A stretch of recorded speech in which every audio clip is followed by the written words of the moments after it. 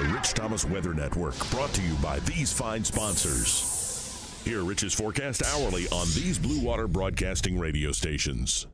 Hey, good morning, everybody. On this Wednesday morning, welcome to March, first day of March and the first day of meteorological spring. In other words, on the weather calendar, spring begins on March 1st. Astronomically, that happens 3 weeks later. And as frequently is the case, there is a severe weather threat today, not just here in Alabama, but all the way from New England to the Gulf Coast. Now, I'll walk you through the details. Future radar is very interesting. It clearly shows where the squall line will be later today. We'll look at the threat for that, and also, could there be another severe weather situation early next week? 'Tis the season for that. Plus, we'll look at the big drop in temperatures behind this current storm system. And do you remember what happened 10 years ago today? A truly awful day in Alabama's weather history.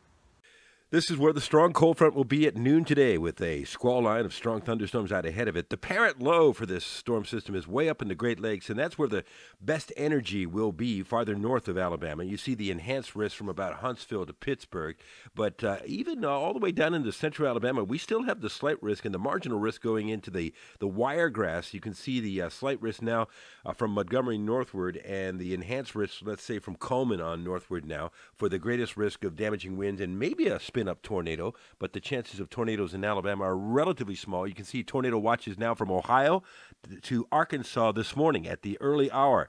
And this is the squall line on future radar today. And notice the squall line makes it intact all the way from about Lake Martin to just north of the city of Montgomery at 6 p.m. and then back towards Selma. So that's what we'll be dealing with today, showers and thunderstorms, and the best chance late afternoon into the early evening hours, and then dying out in southeast Alabama later tonight with today's high around 80, southeast winds at 6 to 12 miles per hour. 48 the low tonight, breezy, much cooler tomorrow behind the front. Will only be a struggle to reach 63. And then I think we'll be in the 30s on Friday morning. A cool day Friday with high temperatures only in the low to mid 60s. I think Saturday morning we start off in the 30s, maybe even the mid 30s. Probably Saturday is the coldest morning. But a nice day and a nice weekend, very similar to what we had last weekend as we start to warm up on Sunday. Sunday's high temperature probably up around 70. Then we get into Monday, we're into the 70s, maybe some spotty showers. But you see that formidable storm system out to the west of us on Monday. That'll be moving in on Tuesday. So 63, the high on Thursday, 64 Friday, and there's the 30s on Friday and Saturday morning. We're up near 70 on Sunday. Chance of a few showers Monday as we're into the low to mid 70s by then. And here's the storm system Tuesday, the next strong frontal system, which could bring, again, strong to severe thunderstorms. 'Tis the season for that, so be ready for that. And, wild temperature swings again, you bet. Today's the warmest day. Saturday morning is the coldest morning. You see another storm system, that one I mentioned there, next Tuesday, and then some warming after that. Temperatures will be in the 70s. So let's look at the other global model. Well, first of all, these are the raw numbers now on the European, showing, again, those cold mornings on Friday and Saturday morning, and the much cooler late week and into the weekend before we start to moderate again early next week. On the GFS, out 16 days, we noticed a big drop. We noticed the coldest morning at Saturday morning. It has mid-30s, and I think that's very plausible. Then it shows us warming back into the mid-70s out ahead of that next storm system early next week. This day 10 years ago, we will never forget the horrific EF4 tornado that slammed into Enterprise High School at 12:53 p.m. And look at that tornado down there at the bottom. What a scary event. 8 students lost their lives, and one other resident of the city of Enterprise.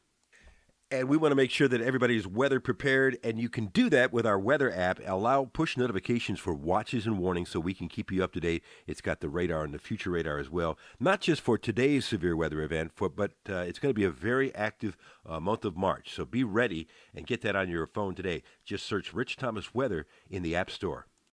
So you know the drill. Stay weather aware all day today, and you can certainly do that on your weather app. We'll send you push notifications, not just for watches and warnings, but updated information as needed. And of course, that'll be appearing on Facebook and Twitter and across the radio dial on 8 radio stations as well. And we will be here again tomorrow morning at 5 o'clock for another video as we get ready for a much cooler weekend ahead. Stay with us today, and we'll keep you up to date, all right? Have a great day, and I'll see you later. Rich Thomas Weather.